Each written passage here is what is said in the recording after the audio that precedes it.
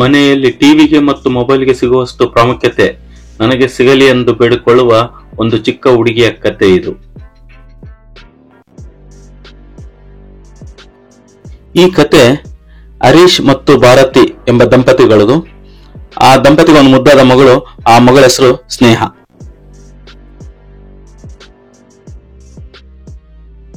ತಂದೆ ಹರೀಶ್ ಐಟಿ ಕಂಪನಿಯಲ್ಲಿ ಒಳ್ಳೆಯ ಹುದ್ದೆಯಲ್ಲಿ ಕೆಲಸ ಮಾಡುತ್ತಿರುತ್ತಾನೆ.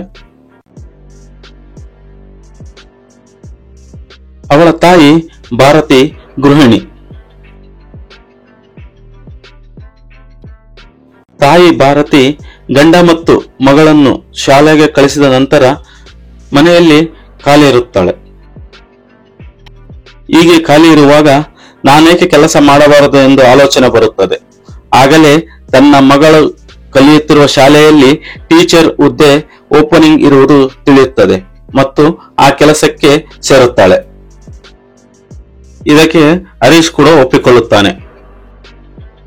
ಹೀಗೆ ಇರುವಾಗ ಒಂದು ದಿನ ಪ್ರಿನ್ಸಿಪಲ್ ಭಾರತಿಯನ್ನು ಕರೆದು, ದಯವಿಟ್ಟು 5ನೇ ತರಗತಿಯ ಕನ್ನಡ ಪೇಪರ್ನ ಚೆಕ್ ಮಾಡ್ಕೊಂಡ್ ಬನ್ನಿ. ಮುಂದಿನ ವಾರ ಪೇರೆಂಟ್ ಟೀಚರ್ಸ್ ಮೀಟಿಂಗ್ ಇದೆ ಮತ್ತು ಈ ಕನ್ನಡ ವಿಷಯದ ಅಧ್ಯಾಪಕಿಗೆ ಹುಷಾರಿಲ್ಲ, ಅದಕ್ಕೆ ನೀವು ಇದನ್ನ ಚೆಕ್ ಮಾಡ್ಕೊಂಡ್ ಬನ್ನಿ ಅಂತ ಹೇಳುತ್ತಾರೆ. ಇದಕ್ಕೆ ಭಾರತಿ ತುಂಬಾ ಖುಷಿಯಿಂದ, ಆಯ್ತು ಸರ್, ನಾನು ಪೇಪರ್ ಚೆಕ್ ಮಾಡ್ಕೊಂಡು ಬರುತ್ತೇನೆ ಎಂದು ಹೋಗುತ್ತಾಳೆ. ಮನೆಗೆ ಬಂದ ಭಾರತಿ ಅವಸರದಲ್ಲಿ ತನ್ನ ಗಂಡನಿಗೆ ಮತ್ತು ಮಗಳಿಗೆ ಊಟ ತಯಾರು ಮಾಡಿ ಊಟ ಡೈನಿಂಗ್ ಟೇಬಲ್ ಮೇಲೆ ಇಟ್ಟು ಪೇಪರ್ ಶೀಟ್ ಚೆಕ್ ಮಾಡೋದಕ್ಕೆ ಸ್ಟಾರ್ಟ್ ಮಾಡುತ್ತಾಳೆ.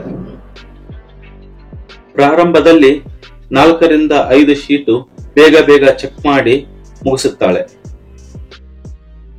ಅಷ್ಟರಲ್ಲೇ ಗಂಡ ಬಂದು ಊಟ ಬಡಿಸು ಬಾ ಅಂತ ಕರೀತಾನೆ. ಆದರೆ ಭಾರತಿ ಇದು ಯಾವುದನ್ನು ಕೇಳಿಸಿಕೊಳ್ಳದ ರೀತಿ ಪೇಪರ್ ಅನ್ನ ಓದುತ್ತಾ ಇರುತ್ತಾಳೆ. ತಕ್ಷಣ ಗಂಡ ಬಂದು, ಆ ಆನ್ಸರ್ ಶೀಟ್ ಅಲ್ಲಿ ಅಂತದ್ದು ಏನಿದೆ, ಅಷ್ಟು ಸೀರಿಯಸ್ ಆಗಿ ಚೆಕ್ ಮಾಡ್ತಾ ಇದೀಯಾ ಅಂತ ಕೇಳುತ್ತಾನೆ. ಅದಕ್ಕೆ ಭಾರತಿ, ದಯವಿಟ್ಟು ಈ ಪುಟ್ಟ ಹುಡುಗಿ ಬರೆದಿರುವ ಪೇಪರ್ ಅನ್ನ ಓದು ಅಂತ ಕೊಡುತ್ತಾಳೆ.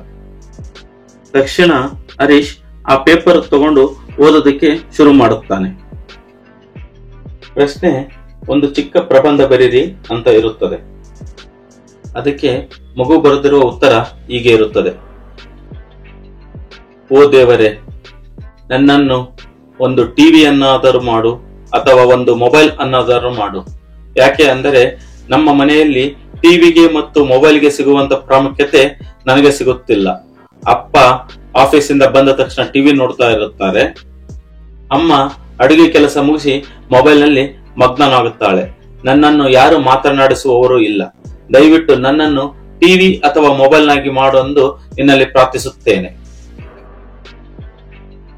ತಕ್ಷಣ ಗಂಡ ಹರೀಶ, ಛೀ, ಎಂತ ಅಪ್ಪ ಅಮ್ಮ ಇವರು, ಮಕ್ಕಳನ್ನು ಸರಿಯಾಗಿ ಮಾತನಾಡಿಸುವ ಆಟ ಆಡಿಸುವ ಸಮಯವೂ ಇವರ ಹತ್ರ ಇಲ್ಲ ಎಂದು ರೇಗುತ್ತಾನೆ.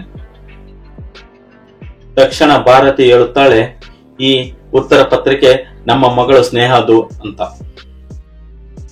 ತಕ್ಷಣ ಗಂಡ ಹೆಂಡತಿಗೆ ತಮ್ಮ ಇಬ್ಬರ ತಪ್ಪಿನ ಅರಿವಾಗಿ ಇಬ್ಬರು ತಪ್ಪಿಕೊಂಡು ಜೋರಾಗಿ ಅಳುತ್ತಾರೆ.